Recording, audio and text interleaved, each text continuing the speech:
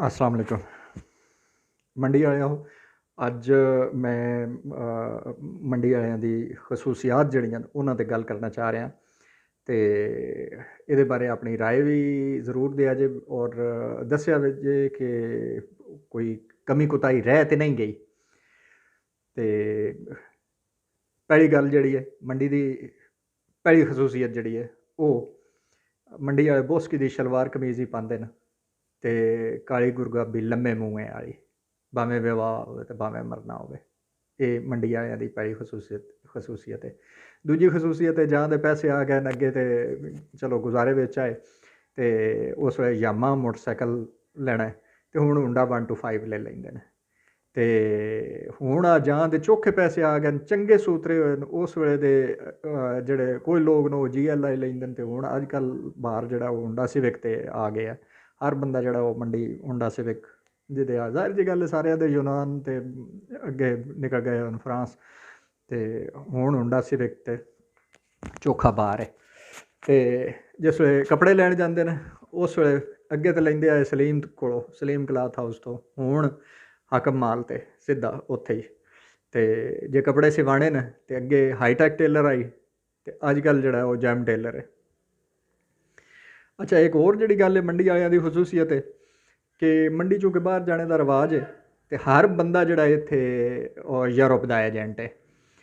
ਆਪ ਭਾਵੇਂ ਬਿਲਕੁਲ ਕਿਤੇ ਲੋਕੋਂ ਬਾਹਰ ਵੀ ਨਾ ਨਿਕਲਿਆ ਹੋਵੇ ਲੇਕਿਨ ਯੂਰਪ ਦੀ ਡੰਗੀ ਲਵਾਣੇ ਦਾ ਹਰ ਬੰਦਾ ਜਿਹੜਾ ਉਹ ਏਜੰਟ ਹੈ।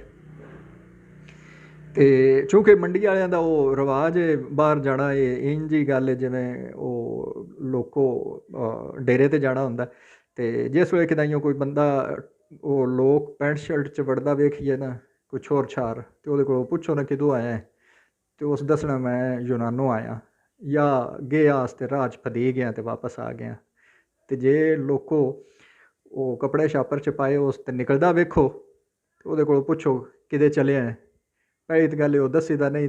ਜੇ 4-5 ਦਿਹਾੜੇ 'ਚ ਕੁਛ ਹੋਰ ਨਜ਼ਰ ਨਾ ਆਵੇ ਤਾਂ ਇਹਦਾ ਮਤਲਬ ਸਿੱਧਾ ਉਹ ਡੰਕੀ ਲਾ ਕੇ ਯੂਰਪ ਆਪਣੇ ਦੀ ਕੋਸ਼ਿਸ਼ ਪਿਆ ਕਰਦਾ ਹੋਣਾ। ਠੀਕ ਹੈ, ਅਤੇ ਯੂਰਪ ਜਾਣੇ ਵਾਸਤੇ ਅਗਰ ਇੱਕ ਹੋਰ ਵੀ ਨਿਸ਼ਾਨੀ ਹੈ, ਜਿਹੜੇ ਯੂਰਪ ਜਾਣੇ ਦੀ ਤਿਆਰੀ ਕਰਦੇ ਪਏ ਹੁੰਦੇ ਨੇ ਉਹਨਾਂ ਦੀ ਹੋਰ ਵੀ ਨਿਸ਼ਾਨੀ ਹੈ, ਉਹਨਾਂ ਸਰਵਿਸ ਚੀਤਾ ਸ਼ੂਜ਼ ਪਾਏ ਹੋਣੇ ਨੇ। ਇਹ ਡੰਕੀ ਦੀ ਨਿਸ਼ਾਨੀ ਹੈ ਉਹਨਾਂ ਛੋਰਾਂ ਦੀ ਜਿਨ੍ਹਾਂ ਉਹ ਸਰਵਿਸ ਚੀਤਾ ਸ਼ੂਜ਼ ਪਾਏ ਹੋਣ ਅਤੇ ਉਹ ਉਹਨਾਂ ਕੋਲ ਪੁੱਛੀਏ ਕਿਤੇ ਚੱਲਿਆ ਅਤੇ ਉਸ ਤੁਹਾਨੂੰ ਦੱਸੇਦਾ ਮੈਂ ਜਾਂ ਉਹਦੀ ਉਹ ਵਜ੍ਹਾ ਕਤਈ ਜਿਹੜੀ ਹੈ ਉਹਦੇ ਤੋਂ ਹੀ ਪਤਾ ਲੱਗ ਜਾਏਦਾ ਬਾ ਉਹ ਡੰਕੀ ਦੀ ਤਿਆਰੀ ਪਿਆ ਕਰਦਾ। ਅਗਲੀ ਜਿਹੜੀ ਗੱਲ ਹੈ ਮੰਡੀ ਵਾਲਿਆਂ ਦੀ ਉਹ ਇਹ ਕਿ ਜਿਨ੍ਹਾਂ ਦਾ ਗੁਜ਼ਾਰਾ ਚੰਗਾ ਹੁੰਦਾ ਉਹਨਾਂ ਵਿਆਹ ਜਿਹੜਾ ਉਹ ਕ੍ਰਿਸਟਲ ਹੋਟਲ 'ਤੇ ਹੀ ਕਰਨਾ ਹੁੰਦਾ। ਵਿਆਹ ਚੰਗੇ ਦਾ ਮਤਲਬ ਇਹ ਬਾਕਰਾ ਗੋਸ਼ਤ, ਜੇ ਵਲੀਮਾ ਪੈ ਦਿੰਦੇ ਨੇ ਅਤੇ ਬਾਕਰਾ ਗੋਸ਼ਤ, ਅਤੇ ਜੇ ਉਹ ਕੁੜੀ ਵਾਲਿਆਂ ਉੱਥੇ ਕਰਨਾ ਚੰਗਾ ਵਿਆਹ ਕਰਨਾ ਅਤੇ ਫਿਰ ਇਹਦਾ ਮਤਲਬ ਉਹਨਾਂ ਉਹ 21 ਮੰਜੀਆਂ ਦੇ ਨਾਲ ਗੱਡੀ ਵੀ ਦੇਣੀ ਆ। ਚੰਗਾ ਵਿਆਹ ਇਹ ਹੀ ਹੁੰਦਾ ਸਾਡੇ ਕੋਲ।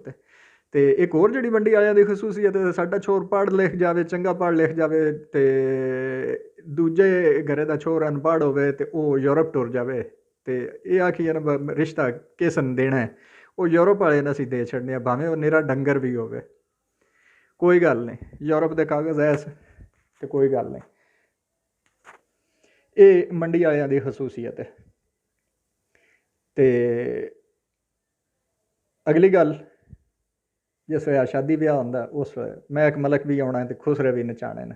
ਇਹ ਲੋਕਲ ਸੈਲੈਬ੍ਰਿਟੀਜ਼ ਜਿਹੜੀਆਂ ਨੇ ਉਹ ਸਾਡੇ ਕੋਲ ਆਉਂਦੀਆਂ ਨੇ ਅਤੇ ਫਿਰ ਜਿਸ ਵੇਲੇ ਵਿਵਾਹ 'ਤੇ ਨੋਟ ਦੇਣੇ ਨੇ, ਨੋਟ ਵਿਖਾਣੇ ਅਤੇ 100 ਅਤੇ 50 ਵਾਲੇ ਵੇਲ ਦਾਂ ਵਾਲੀ ਦੇਣੀ ਹੈ ਅਤੇ ਕੈਮਰੇ ਅੱਗੇ ਹੱਥ ਚੰਗਾ ਉੱਚਾ ਕੱਢ ਕੇ ਅਤੇ ਤਾਂ ਵੇਲ ਦੇਣੀ ਹੈ ਤਾਂ ਕਿ ਬਾਅਦ 'ਚ ਜਿਸ ਵੇਲੇ ਪਤਾ ਲੱਗਦਾ ਰਹੇ ਨਹੀਂ ਬਸ ਹੋਰ ਵੇਲਾਂ ਚੰਗੀਆਂ ਦਿੱਤੀਆਂ। ਅਗਲੀ ਗੱਲ ਜਿਹੜੀ ਮੰਡੀ ਵਾਲਿਆਂ ਦੀ ਹੈ ਉਹ ਇਹ ਜਿਸ ਚਾਰ ਆਨੇ ਚੰਗੇ ਆ ਜਾਣ ਨਾ ਉਸ ਪੂਰੇ ਕਿੱਲੇ ਵਿੱਚ ਪਹਿਰੇਦਾਰ ਲੈਣੇ ਕੀ ਹੈ ਬਈ ਕੋਠੀ ਪਈ ਬਣਦੀ ਹੈ। ਫਿਰ ਸਭ ਤੋਂ ਅਹਿਮ ਗੱਲ ਜਿਹੜੀ ਤਨੂਰੀ ਹੈ ਉਹ ਵਿਹੜੇ ਵਿਚਕਾਰ ਹੀ ਲਾਣੀ ਹੈ। ਇਹ ਸਾਡਾ ਕਲਚਰ ਹੈ ਮੰਡੀ ਵਾਲਿਆਂ ਦਾ।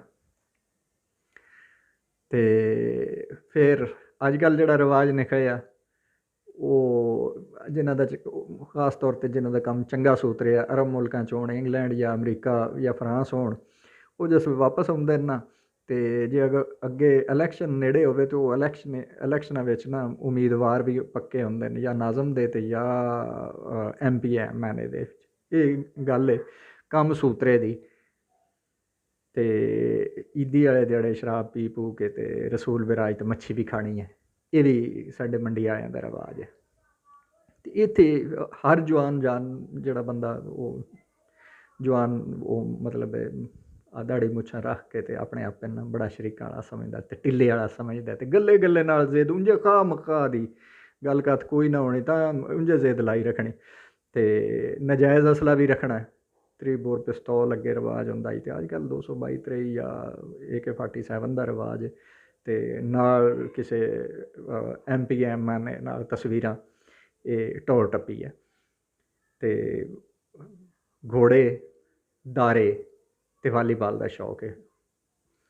ਉਂਝ ਭਾਵੇਂ ਭੋਏ ਮਰਲਾ ਵੀ ਨਾ ਹੋਵੇ ਲੇਕਿਨ ਇਹ ਸ਼ੌਕ ਜ਼ਰੂਰ ਪਾਲੇ ਨੇ। ਸਾਡੀ ਰਈਤਲ ਜਿਹੜੀ ਉਹਦੇ ਵਿੱਚ ਦੇਹੀ ਰਈਤਲ ਜਿਹੜੀ ਖਾਸ ਤੌਰ 'ਤੇ ਮੰਡੀ ਵੀ ਉਹ ਸਾਰਾ ਦੇਹੀ ਇਲਾਕਾ ਹੀ ਹੈ। ਇਹਦੇ ਵਿੱਚ ਸਿਆਲੇ ਵਿੱਚ ਪਿੰਨੀਆਂ ਅਤੇ ਪੰਜੀਰੀ ਅਤੇ ਉਨਾਲੇ ਵਿੱਚ ਦੁਆਣੇ ਅਤੇ ਨਾਰੇ ਵਿੱਚ ਨਾਣਾ। ਇਹ 2 ਮੰਡੀ ਵਾਲਿਆਂ ਦੇ ਸ਼ੌਕ ਨੇ। ਅਤੇ ਇੱਕ ਸਭ ਤੋਂ ਅਹਿਮ ਗੱਲ ਆਖਰੀ ਔਰ ਇੰਪਾਰਟੈਂਟ ਉਹ ਇਹ ਕਿ ਮੰਡੀ ਵਾਲੇ ਜਿਹੜੇ ਨਾ ਉਹ ਬਿਊਰੋਕਰੇਸੀ ਤੋਂ ਕੰਮ ਕਢਵਾਉਣਾ ਬਹੁਤ ਅੱਛੀ ਤਰ੍ਹਾਂ ਜਾਣਦੇ ਨੇ। ਹਰ ਵੇਲੇ ਮਾਲ ਲਾ ਲਵਾ ਕੇ ਪੈਸੇ ਦੇ ਦਿਵਾ ਕੇ ਆਪਣਾ ਕੰਮ ਕਰ ਲੈਂਦੇ ਨੇ। ਇਹਦੇ ਤਾਂ ਮੰਡੀ ਵਾਲਿਆਂ ਕੋਸ਼ਿਸ਼ ਕੀਤੀ ਹੈ ਯੂਰਪ 'ਚ ਵੀ ਕੰਮ ਕਰਨ ਦੀ ਲੇਕਿਨ ਅਨਫੋਰਚੂਨੇਟਲੀ ਉੱਥੇ ਨਾਕਾਮ ਹੋਏ ਨੇ। ਬਾਅਦ ਜਗ੍ਹਾ 'ਤੇ ਕਾਮਯਾਬ ਵੀ ਹੋਏ ਨੇ ਲੇਕਿਨ ਇਹ ਵਾਜ ਜਿਹੜਾ ਨਾ ਮੰਡੀ ਵਾਲਿਆਂ ਤੋਂ ਪਿੱਛੇ ਹੀ ਹੈ। ਆਮ ਸਾਰੇ ਬੰਦੇ ਨਹੀਂ ਜਾਣਦੇ ਅਤੇ ਇਹ ਮੰਡੀ ਵਾਲਿਆਂ ਦੀਆਂ ਚੀਜ਼ਾਂ ਖਸੂਸੀਆਤ ਨੇ। ਅਗਰ ਕੋਈ ਕਮੀ ਕੁਤਾਈ ਰਹਿ ਗਈ ਹੋਵੇ ਤਾਂ ਉਹ ਮੈਨੂੰ ਜ਼ਰੂਰ ਦੱਸਿਆ ਜਿਹੜੀ ਕੋਈ ਉਹ ਹੋਵੇ। ਇਨਸ਼ਾਅੱਲਾ ਅਗਲੇ ਪ੍ਰੋਗਰਾਮ 'ਚ ਉਹ ਦੂਰ ਕਰ ਲੈਸਾਂ। ਥੈਂਕ ਯੂ ਜੀ।